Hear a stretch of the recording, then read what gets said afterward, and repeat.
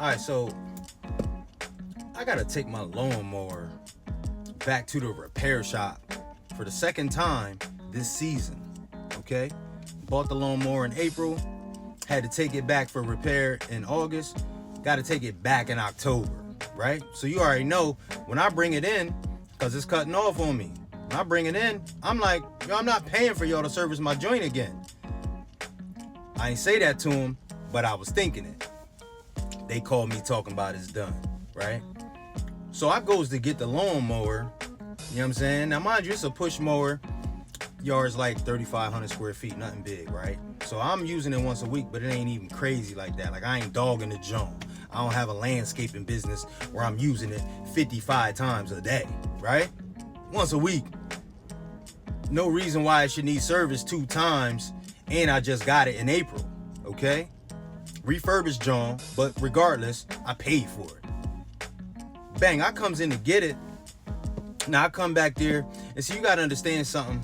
When you start to get to know people, it doesn't matter what they wear, what their nationality is, what store they're working in. You can tell what you about to deal with by how they address you.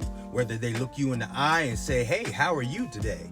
Or they just say, can you give me your phone number? And they don't really look at you. So when I goes up to the counter, the Joan, I can already tell the Joan's not happy.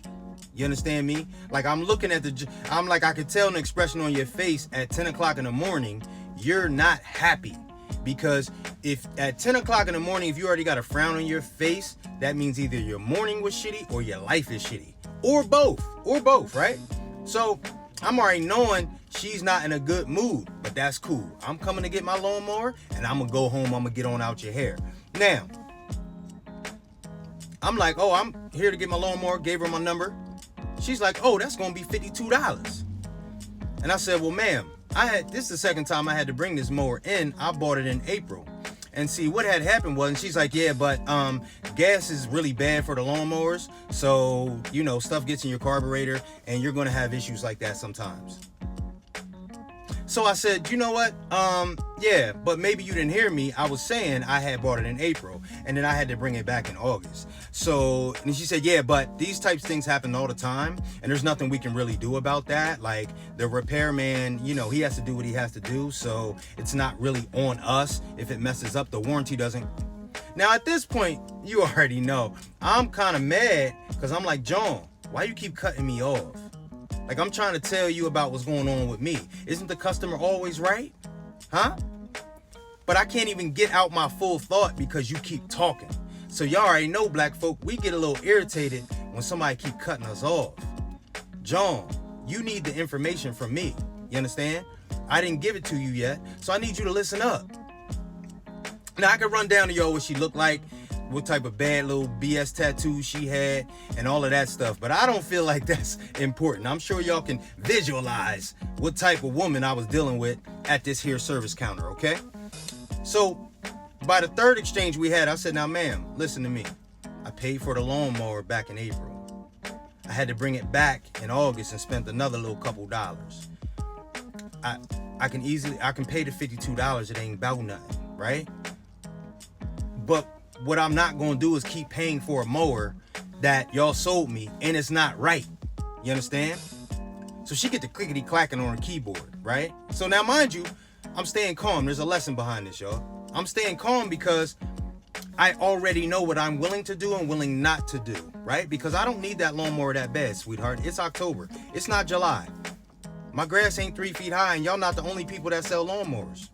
And I will leave this lawnmower here and go buy one somewhere else just to show you that I'm not going to pay for this repair, right?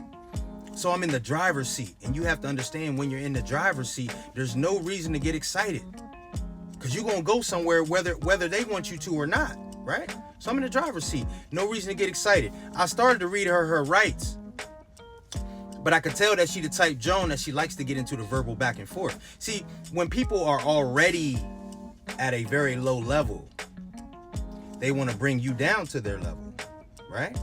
And they do that by having you debate with them and argue with them because they're always in an argumentative state and they're always unhappy.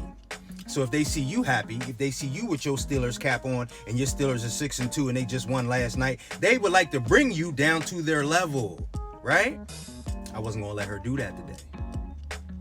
So I was about to say, hey, listen, ma'am, lady, you don't own this place, which I know you don't, because your name would be on the sign and you wouldn't be back here working in the service department. So I was about to tell her, hey, listen, we can cut out all this. Just go talk to somebody who can wipe this $52 off, Joan, because apparently you don't have the authority. Okay? She gets the clickety-clacking and she walks off. She don't say, hold on a minute, sir, let me get somebody. Ooh, I get what you saying. I would be mad too. Let me help you out. But unhappy people do not like to serve happy people. That's why she didn't say that. Bang, she goes back, gets the ball. Now he come out with his little oil stains on his shirt. But he was very nice, right? So obviously he was the dude that did the work. So he started telling me about the work he had to do. I said, listen, Ken, all that's cool. I ain't even mad at you, my boy. And what you saying is probably true. But what you should have said when I bought the mower is, every time you get gas, you have to get this type of gas. Because if you don't, your lawnmower won't start. And then when I brought it back in August, after y'all repaired it again, y'all should have said the same thing. Sir, you might have to get this type of gas that we sell right here under this counter instead of using gas from the gas station, because it might mess up your mower. All that's well and good, y'all. But if you're not going to give me the information, I'm not going to be paying every time I got to bring this lawn. I got to get the lawnmower up, put it in my van, bring it on out here, mess around and get my Timbs messed up. I ain't got y'all to do. So he was very, very pleasant, right? And after he saw that I was not finna stand there and argue with him too long, he got to clickety-clacking it on the keyboard too. Now, by this time, it's 5 people around. Now, to my Caucasians, my Asians, my Puerto Ricans, and all of that, a lot of times when a black person is in a retail establishment or any other type of establishment and we have an issue, whether we're getting loud or not, it seems people seem to gather around the situation somehow. I don't know how. I just know when she went in the back and came back out, all of a sudden somebody popped up from the left, somebody came from behind, somebody came on the right. But you know, we calm in the store. So it's no problem, sweetie. You can go ahead and call. You can call 1 million people. I'm not paying this $52. So hopefully somebody knows how to control, alt, and delete on this here keyboard. So Bo gets a clickety-clacking in. And as I'm talking to him, he's like, oh, I could sell you this gas underneath. That would probably ensure that your lawnmower, you know, that nothing will happen to it next time. I said, well, all right, Ken, well, you have to understand, bringing a lawnmower back and forth to get service throughout the season that I needed to be in service is not good for me. So we need to come to an agreement here. You understand? So he ends up deleting the $52. Now, old girl, she done came up and sat beside, because you know what they like to do is, them unhappy folk, they like to go get somebody and do whatever, but then come back and be nosy. Now again, folk, because we calm, because we happy, we could call her all types of names. We could talk about how much she probably just wanted to be all in my face and get tired of that. But we're not going to do that today. She was very unhappy. And she was not having a good day. But I did not let her take me down to her level because I had an objective. Y'all gonna give me this here lawnmower or I'm gonna leave it here. But what we not gonna do is get $52 up off this card I got. You understand me?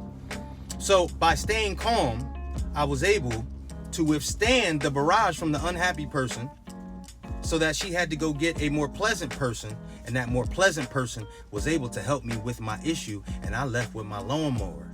As 5 and 6 of them stood around acting like they just was around the service department. Y'all got a whole big ass store. I'm guaranteed there's stuff that y'all supposed to be doing in this big ass store other than standing around me.